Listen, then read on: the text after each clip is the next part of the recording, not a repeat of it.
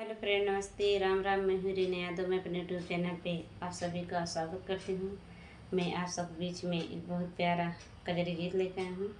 मेरे कजरी गीत कैसे लगे कमेंट बॉक्स में जरूर बताना। अच्छा लगे तो लाइक सब्सक्राइब शेयर दोस्तों जरूर करना। आप सब बहुत बहुत धन्यवाद। दोई होई के गया देवरा, एक होई के आया रे, के होई के आया कहाँ छोड़ा सगवई भाई रे सावलिया।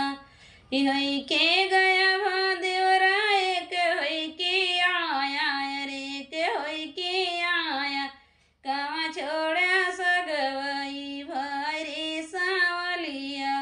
दोई होई के गए भौजी, एक होई के आए अरे, का होई के आए अरे भाई का लागी गई नौकरी रे सावलिया।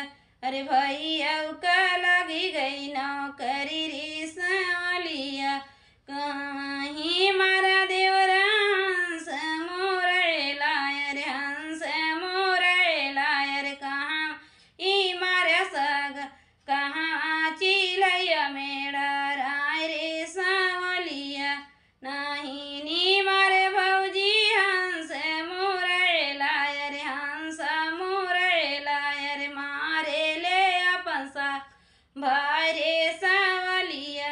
अरे मारे ले अपन साग भाई रे सावलिया। कहाँ ही मार देवर कहाँ ढकेला रे, कहाँ ढकेला रे कहाँ चिलैया मेरा राय रे सावलिया।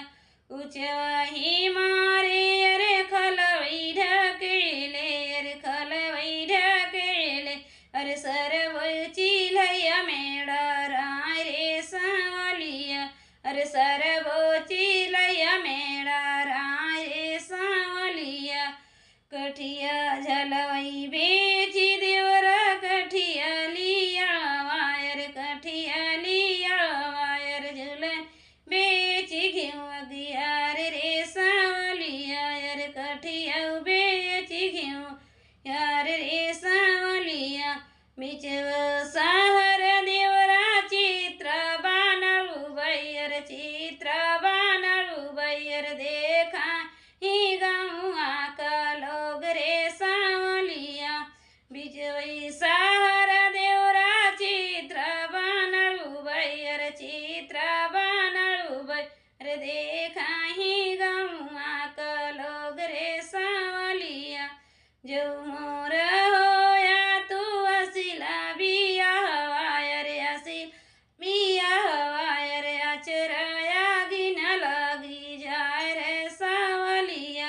अरे अचराया गिन लगी जाय रे सावलिया।